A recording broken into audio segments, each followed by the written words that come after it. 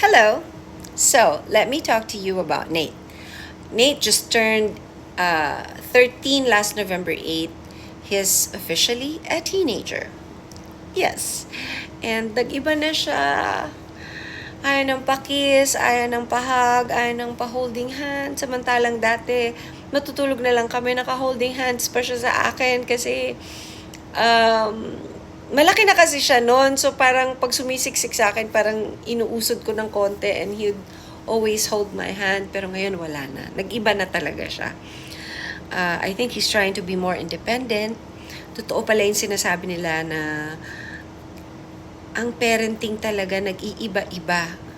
Depende sa age nila, depende sa season ng kanilang life, no? That's how you parent them also. And lately kasi, yung bang tumatahimik na, di ba yung mga teenager, hindi sila nagsasalita. Nakakaloka. Yung galing ng school, kasi akala ko ganun, yung parang, you ask them about their day, and so I would always ask him, how was your day? How was school?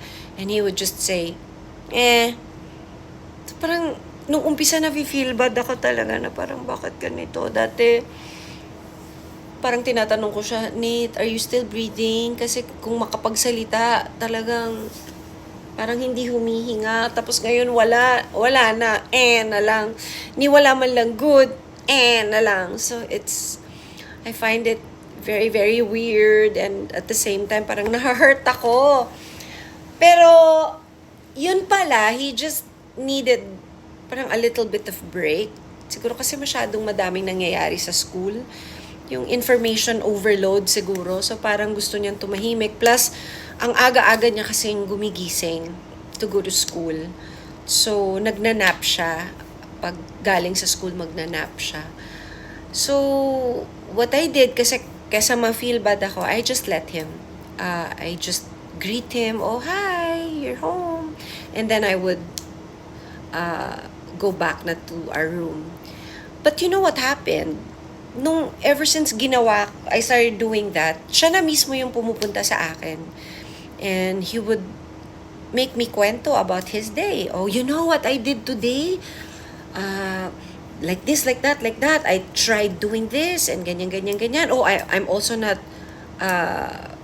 bringing baon anymore because I'm just buying food in the canteen kasi dati nagbabaon siya, ngayon bumibili na lang siya ng food sa canteen. Yung mga ganon.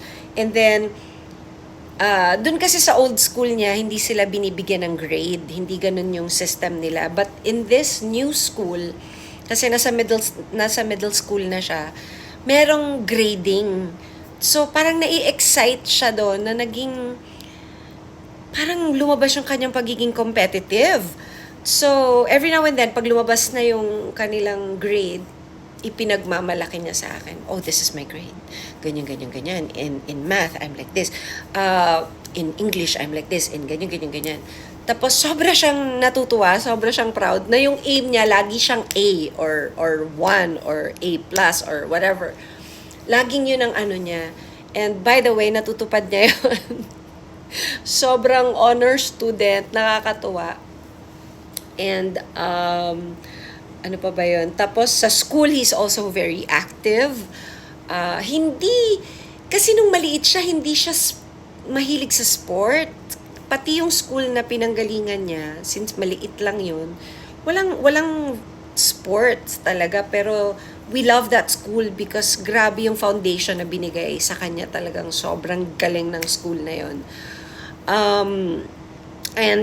Pero ngayon, since nandito na siya sa new school niya, natutuwa kami na he's trying everything that he can. Kahit na ayaw niya or hindi niya type or hindi siya magaling doon, he'll try it anyways. Tinuro din naman namin yun mag-asawa na we always tell him, you have to try it. Kasi paano mo malalaman kung type mo o hindi, or kung mag-enjoy ka o hindi, kung hindi mo itatry. And I think that's what he's doing now. Even if he's actually not into it, he'll try it. He's also doing swimming. He's swimming now. Kasi last summer, yun ang activity na ginawa niya.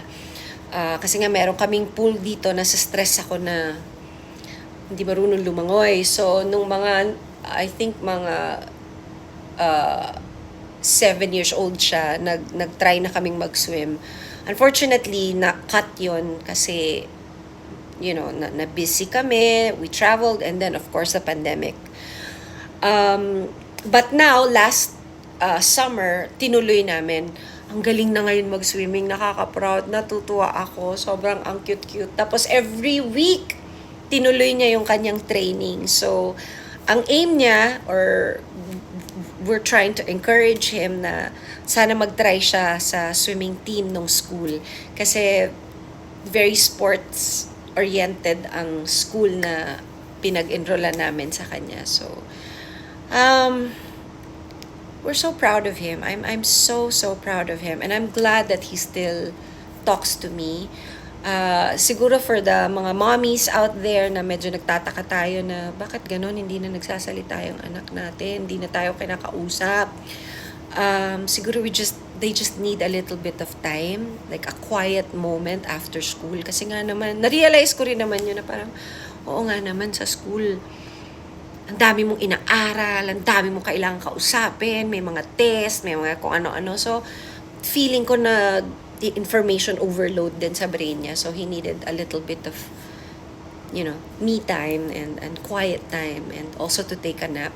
So, I just give him that time, and then, like I said earlier, he would always naman come to me and, he would either show me his grades or talk to me about school. Like, kaninang umaga, lagi yun, pumapasok yun sa room namin para magpaalam. Kasi maaga nga siya magpunta ng school. Magpapaalam yun. And then he said to me kanina, oh, I forgot to tell you, I got hit by a softball.